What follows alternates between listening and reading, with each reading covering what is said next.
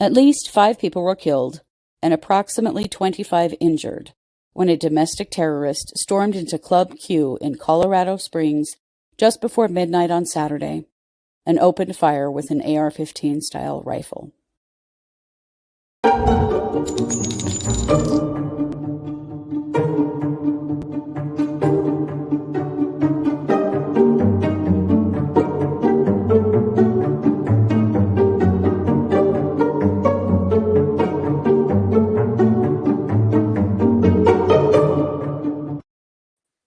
Hey everybody, welcome to the True Crime Squad. I'm Kristi Brower, here with my sister, co-host, and partner in crime, Katie Weaver. Hey Katie.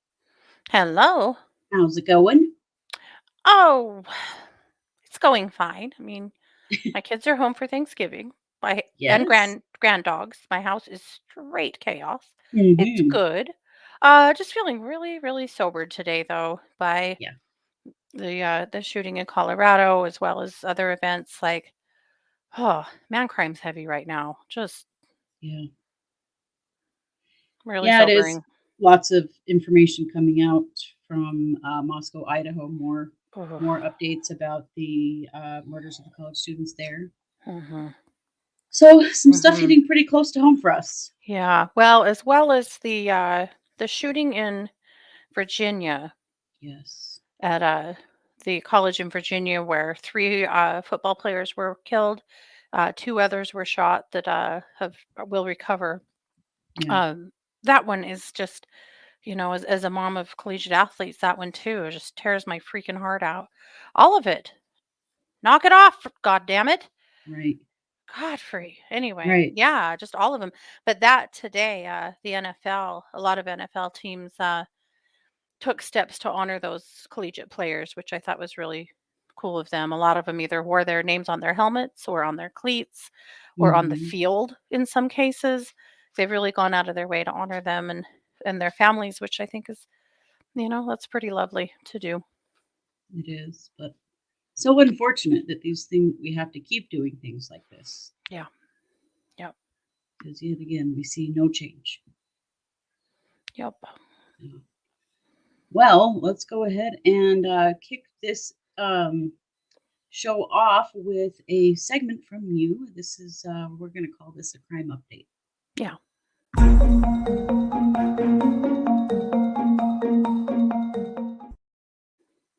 So we're actually recording this episode on Sunday night, and it Mm-hmm. is the 20th of November, which is Transgender Remembrance Day. Mm-hmm. Which essentially is a day to recognize all of those in the trans community who have lost their lives either due to violence or to suicide. Yes. Because as we know, trans people are 40% more likely to attempt suicide than cisgender people, Yeah. which is a number that should scare the shit out of you. Mm-hmm. Most definitely. Here in the United States, according to Q Salt Lake, which is a magazine coming out of Salt Lake City, Utah, uh, at least 47 transgender victims of violence have been documented in the US in 2022. That's before the last night's shooting in Colorado. So those numbers, I'm assuming, will probably go up. Mm-hmm. Uh, Also, those are only the stories that make the news because unfortunately, too often when trans people are victims of violence, they get dead named in the news. And we may not have known that they were trans, Right. depending on how their families handle that, as well as just how the news chooses to handle it, unfortunately. And so Mm-hmm. those numbers are likely not even close to accurate, but that's what we know. Now, according to Trans Lives Matter has documented 367 reports of anti-transgender murders in 2022 worldwide. 367. Mm. Sickening. Yeah, 105 in Brazil, 42 in Mexico, 29 in Colombia, 47 in the US, and so on and so forth. Mm-hmm. And as usual, these are just the ones we know of. hmm So for my segments today, I'm going to list all 47 of the lives lost here in the United States, and with a a few sentences about each of those. So we'll get started here. So Aaron Lynch, a 26-year-old trans man, was shot and killed by police in McLean, Virginia on July 27th, 2022. Aaron was experiencing a mental health crisis, which resulted in his death.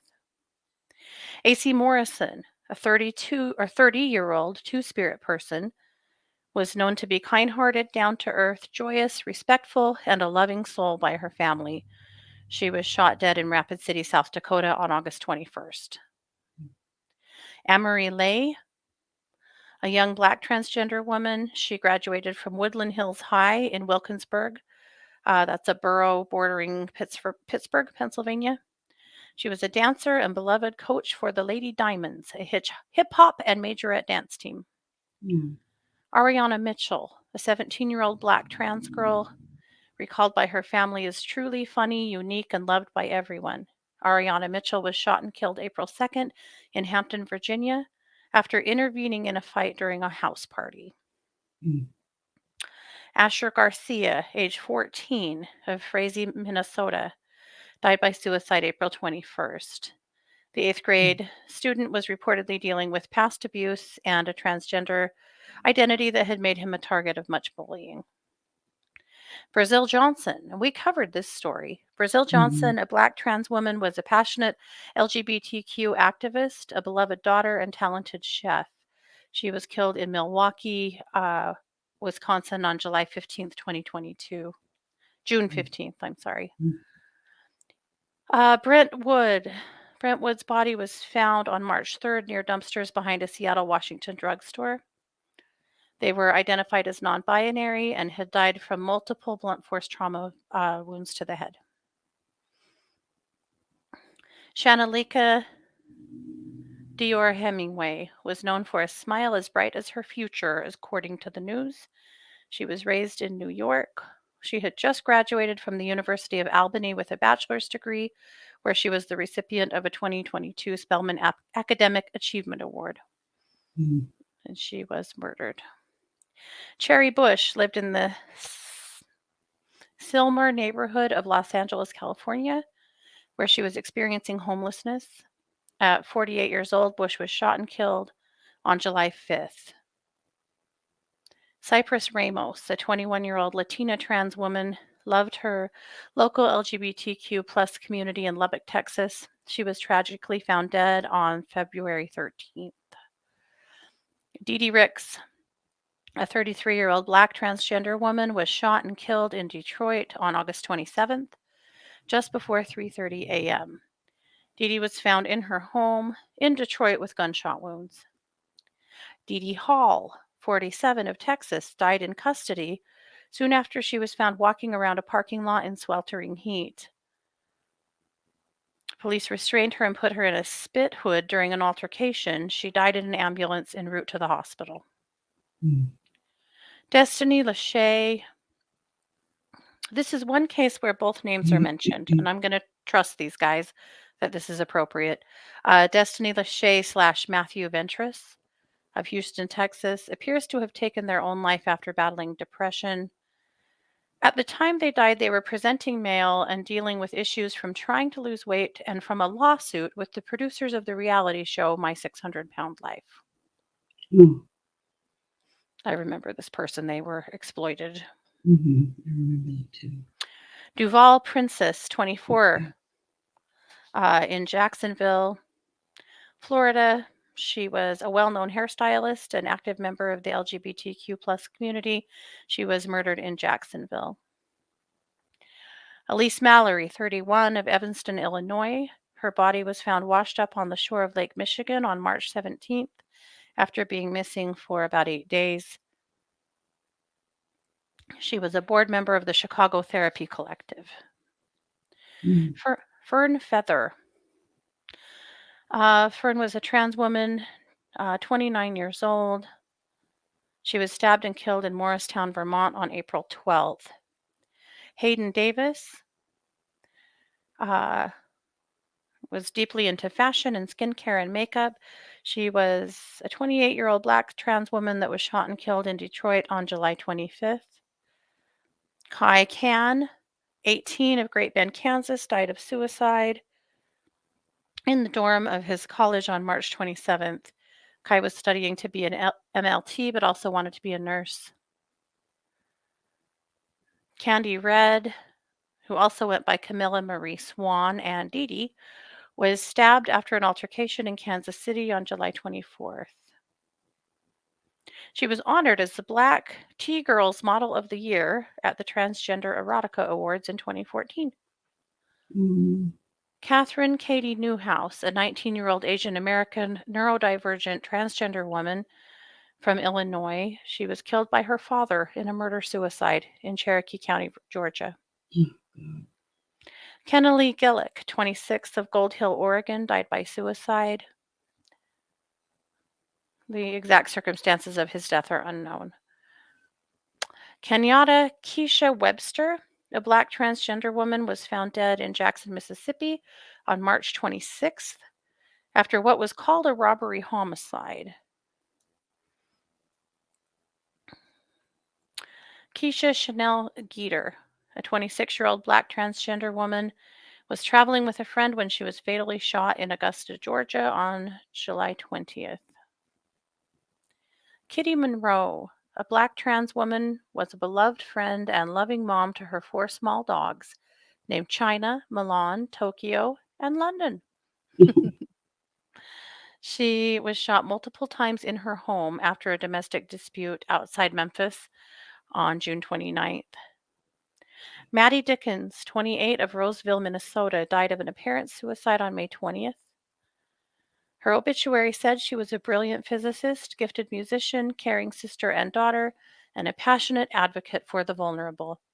She was sweet, kind, smart, funny, passionate, disciplined, determined, brave, and stubborn. Mm. That's the first half of that list, and in my second segment, I will give the second one. I just really wanted to say all of their names. Yeah, that's what So, matters.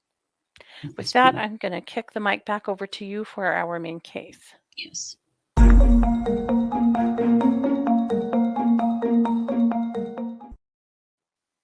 As you may or may not have heard, a domestic terrorist attacked the people in a nightclub called Club Q in Colorado Springs, Colorado, on Saturday, November 19th. This terrorist entered the club, started shooting immediately. They were carrying an AR-15 style weapon and a handgun.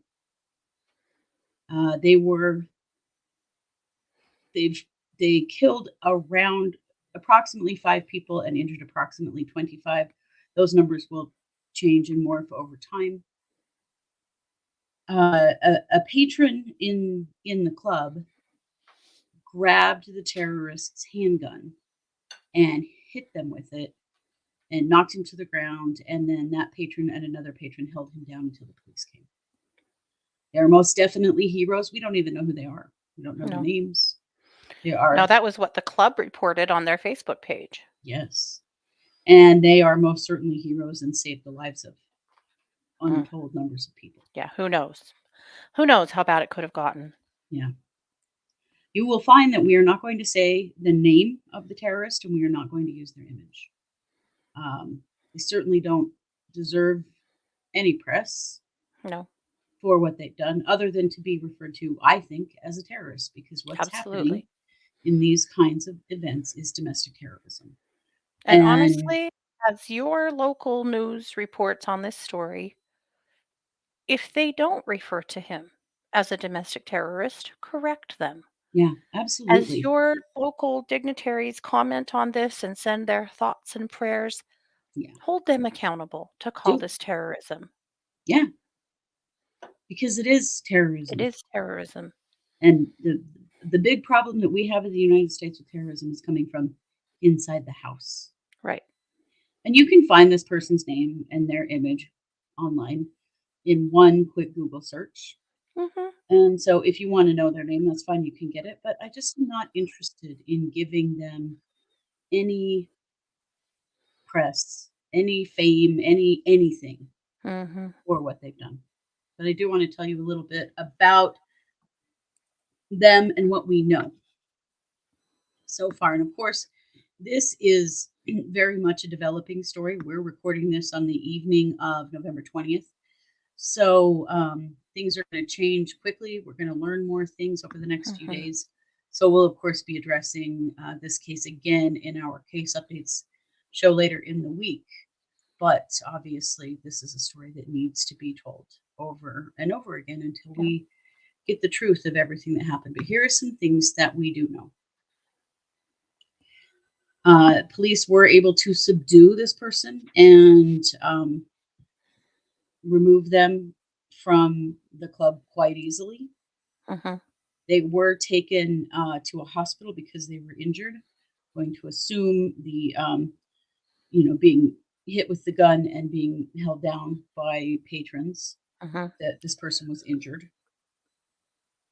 One thing that we do know is that the terrorist is the grandson of an outgoing Republican State Assembly member, Randy Vopel. Randy Vopel is the former mayor of Santee, California, and Vopel has been representing the 71st district in the San Diego area. Now, they did lose, Vopel did lose his election, and so he is no longer, he's outgoing. That's what that means. That he has lost his seat. It's well known that Vopel is a MAGA Republican who, is certainly not known to be a friend to the LGBTQIA community. No. We also know that there are plenty of politicians in Colorado who are not friends of the LGBTQIA community, particularly Lauren Boebert. Yeah. Who did just get managed to win her seat by the skin of her teeth.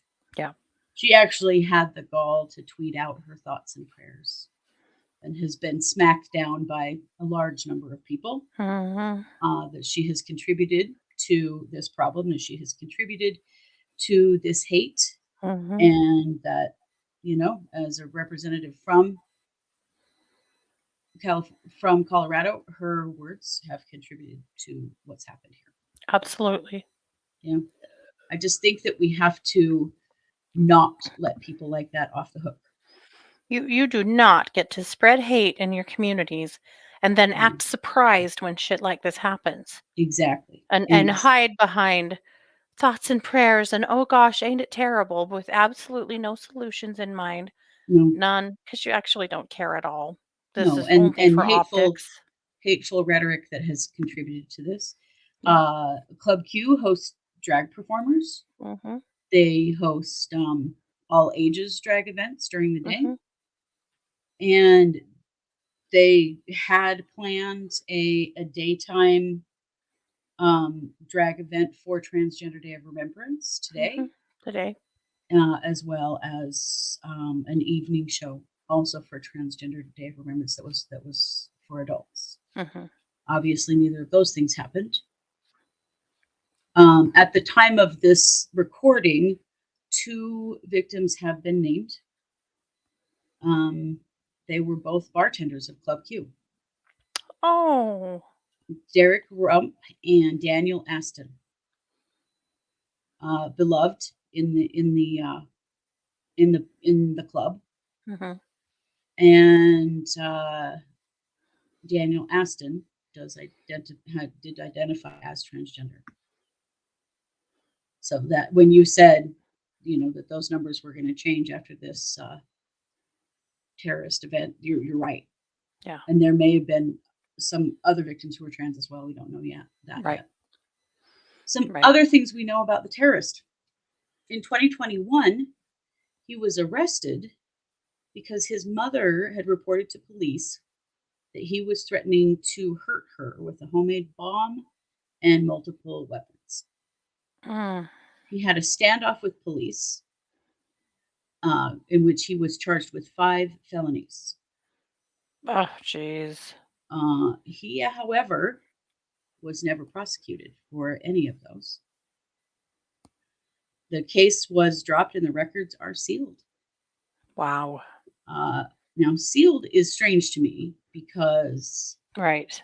he was an adult at the time that this happened. This was only just over a year ago that it occurred. And yet again, we see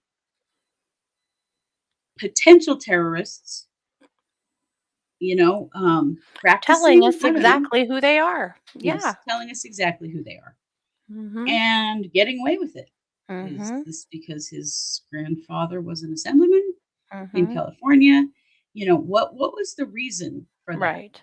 We don't know yet what that Mhm. reasoning was, but Right. had he actually been charged and gone to court and potentially been convicted, this shooting may have never occurred. He may not have even been free. He may have been in prison.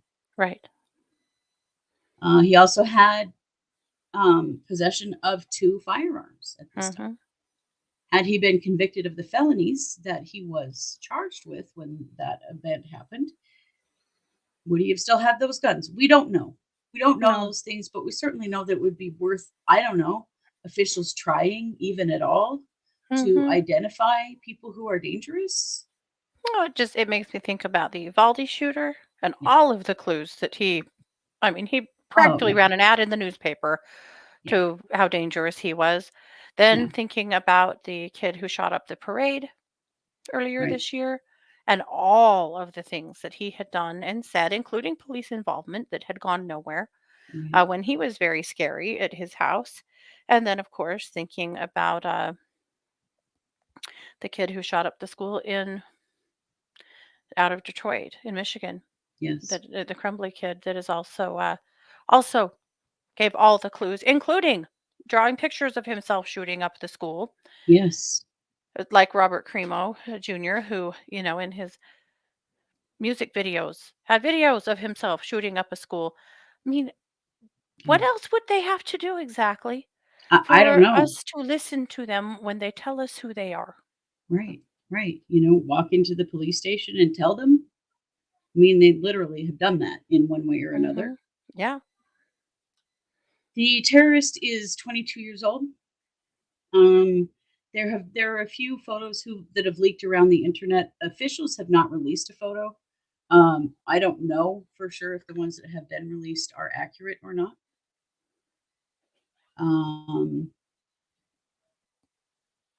some images that have been shared are in fact not him. So Mhm. we've just opted not to share one at all because honestly, his face doesn't matter. His face doesn't matter at all. No. Um, Other victims have not yet been identified. There are 2 in critical condition right now. Of the 25 people who were wounded, 19 suffered gunshot wounds. Others were injured while fleeing. There was a mass panic, it was a full club, Sure. and so there were people who were hurt. The numbers have grown over time because one of the things that happened is some people just jumped in their cars and took themselves to the hospital. Yep. So it's taken a little while to know for sure, Mhm. who was injured and Yeah. was it related to this. Mhm. Club Q has been known as a safe place for the LGBTQIA community.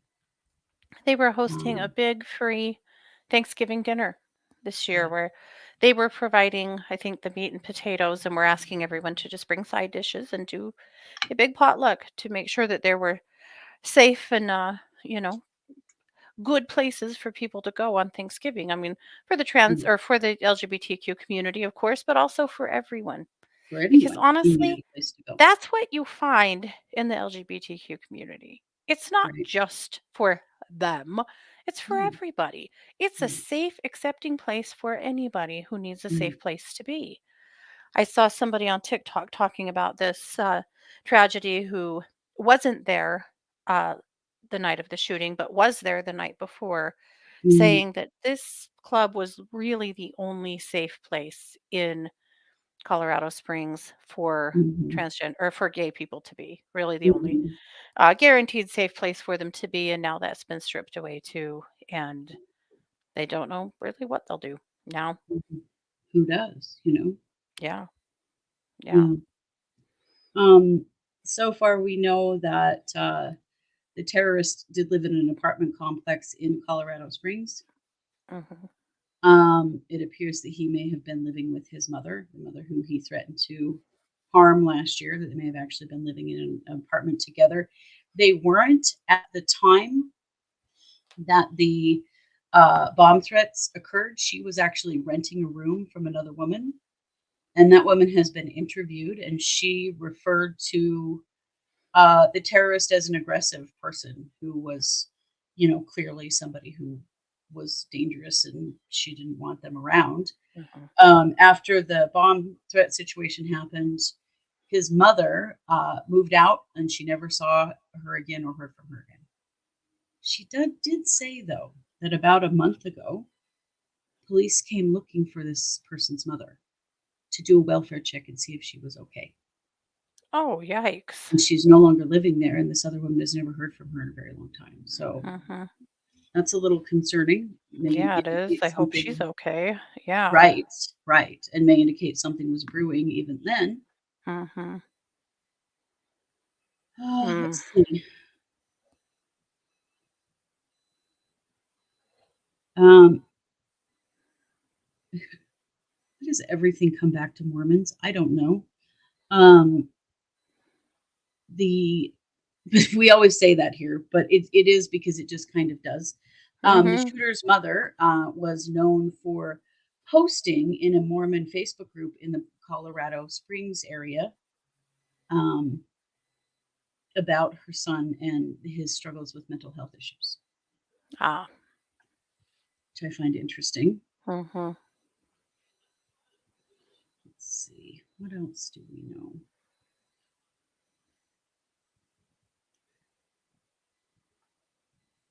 There's a lot of things just breaking over and over again, and so we're gonna have so many things to share later on. So if it Yeah. seems like when you listen to this that you know more than we do, remember we recorded this on the evening of November 20th. Yeah. Yeah. Mhm. Mm, Let's see. that is so sad that two of the bartenders or two Yeah. of the victims were the bartenders, but Mhm. it slays me. It amazes me that patrons were able to detain this fool. I'm so glad he was taken in Mhm. alive. He Right. so easily could have been killed in, gunfire with the police or killed himself. I feel like in most of these Right. instances, they want to die in this, Mhm. They're not intending to come out of it alive. At least this one is, so that he can actually stand accountable for what he's done. Right. Right. This is being investigated as a hate crime. There's not Yeah. specific confirmation of that yet, but it seems pretty clear. There's They pretty much called it one. earlier in the day a potential hate crime and then started, kind of blatantly just calling it a hate crime. So, Yeah, yeah. but So I'd be that's interested to know if there's a manifesto or something. right. We haven't So heard yet that far, there isn't, but there almost always is. right, right. So far, there's no one's been able to find any social media for this person. Mhm. Um, Well, and is that because there isn't any, or is it because they managed to get it scrubbed? right, and it Because might a have gotten lot of scrubbed times very with these mass quickly. shooters, yeah, their social media, the FBI gets it offline really fast, Yeah, to protect their case. But it's always an interesting peek into who these people are. it is because normally we see, quite a lot of their philosophy about life leading up. Mhm. So we'll see. There will be more of that to come, I'm sure. There's been, a lot of support in the community, reaching out to people who were injured, to Club Mhm. Q. There's been a lot of positive support, um, and we hope that's real. Yeah. Frankly, considering what we've been seeing in this world lately, I hope that Yeah. that is real support. It, the thing is, Club Q is very strong, and they've done some great things for their community Mhm. already. And I honestly hope that this, when they have the opportunity to recover from what they've been through, is just more reason for them to know that they have to exist Yeah. and provide support for their community. Mhm. But nobody should have to live in fear of this kind of thing. No. And yet it just never stops happening. No. Well, that is what we know for now. We'll come to you with more updates as we get them. But Katie, I'm going to kick the mic back to you to finish up our coverage of Transgender Day of Remembrance. You bet.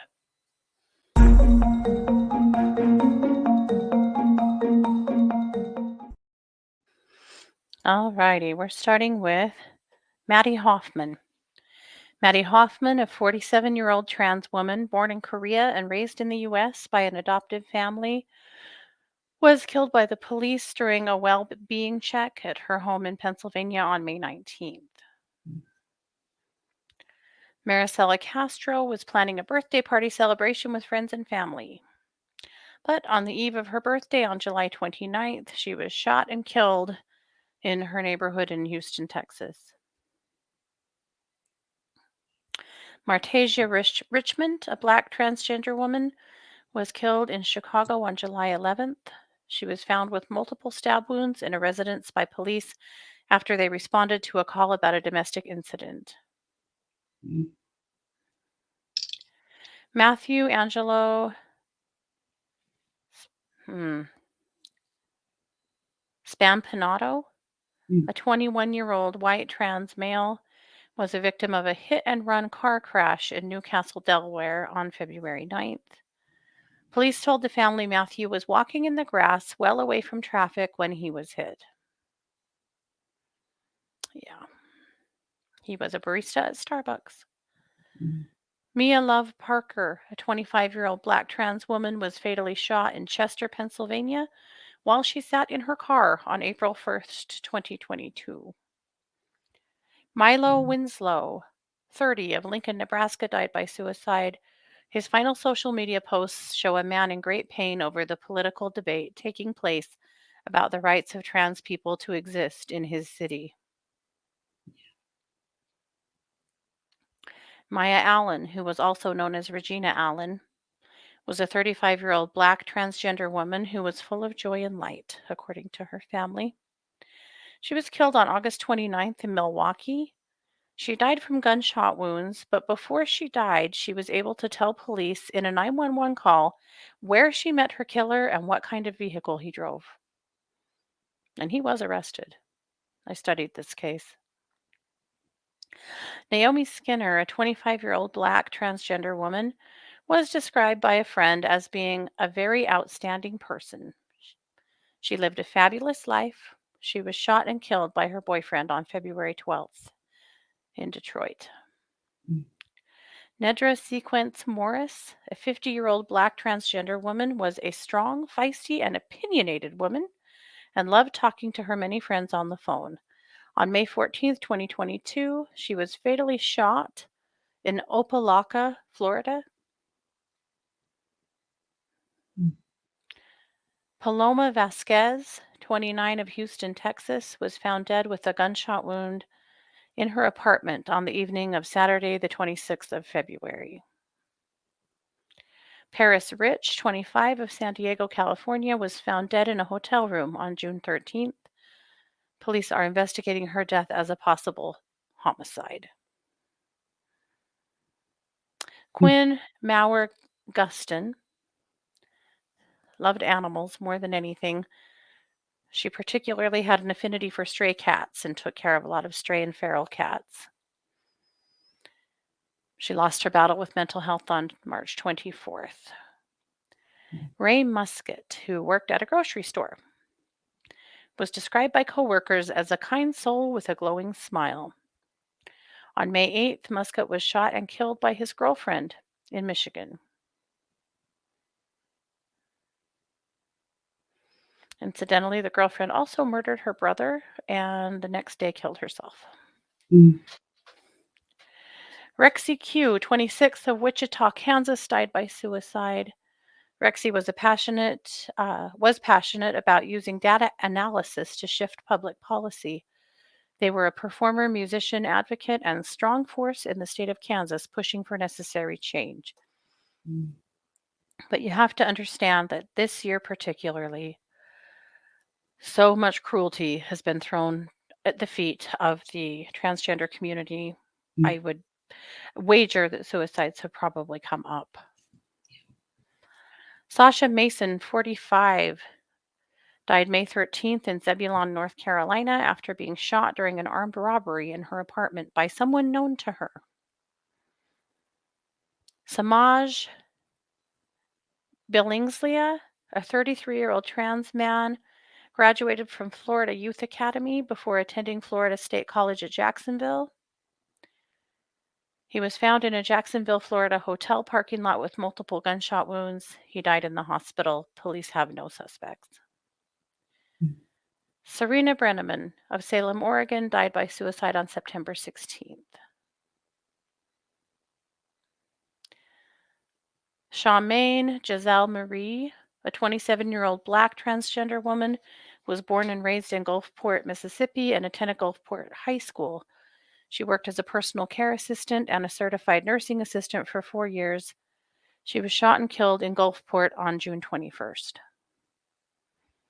Tatiana T.T. LaBelle, a 33-year-old Black transgender woman, was a Chicago native who loved friends and family. Although details are unclear, her death has been ruled a homicide and detectives are continuing to investigate. She was found dead in a garbage bin in Chicago on March 18th. Mm. Tiffany Banks was 25. She was killed in Miami on October 1st. Her death is the 4th known killing of a Black transgender woman in Florida. Toy Davis, 34, of Milwaukee, Wisconsin, was found July 16th, found dead July 16th under suspicious circumstances. She also worked as a CNA and was a member of a trans organization called Sisters Helping Each Other Battle Adversity, and recently shared her story on Facebook, writing that she felt her path was ordained by God and noted, "My transition has saved my life." What a shame. Yeah. So that's it. That's 47 gone too soon in the trans community due to violence from others, sometimes due to suicide. It is a very hard world for our trans friends to live in right now. We need a lot of change. We need people to just care at all about people as human beings. Mm-hmm. I was really struck today. Woke up to the news about the Club Q terrorist attack, and then I was on TikTok and I saw a friend of mine who performs as a drag king talking about that yesterday. They did an all ages. They were at an all ages drag event where this person played Santa Claus. And so she was a drag king dressed as a male and as Santa Claus. And she was talking about how she'd gone to the dollar store and she had all these little teddy bears that she'd put Christmas ribbons around and, put candy canes and Christmas pencils and stuff like that together with the bears to give out to children who attended the drag brunch. And I was just horrified to think that there are people who think that her doing that was grooming children or harming children or doing something bad. Yeah. We're living in a world of just lies when it comes to the drag community, the trans community, the LGBTQIA community. The lies just never end. And I thought, how scary to know that she had been performing like that and wondering, is she safe performing at an event like that? It's kind of dubious at this point. It is. I don't know. I know we're pretty somber today, but it's hard not to be, you guys. And I'm sure that you all feel the same way if you've seen these things happening. But it's hard to find a way to put a positive spin on stories like these. There isn't one. No. There isn't one. No, there's not. We're tired. You're tired. We've all had enough. Yeah. We've had enough. Absolutely. Well, check on your LGBTQIA friends. Reach out to them. We all need some extra support right now. When these things happen, it's so terrifying. to think that people hate us so much just for being ourselves is horrifying. Yeah. And that we have, politicians and public servants who are allowed to speak out with such hate, and then aren't held accountable when their hateful speech fuels someone Mhm. to do something terrible. We've seen Absolutely. that over and over again, and it's happened again in Colorado. Yep. Well, this is our Monday episode. We will be back, of course, on Tuesday and Wednesday, and then we'll have our Wednesday night case updates live stream. And in that, I'm sure we'll have lots more to say about the attack on Club Q, along Mhm. with many other things. You bet. And you know it. We are the True Crime Squad. Thanks for being here. Take care.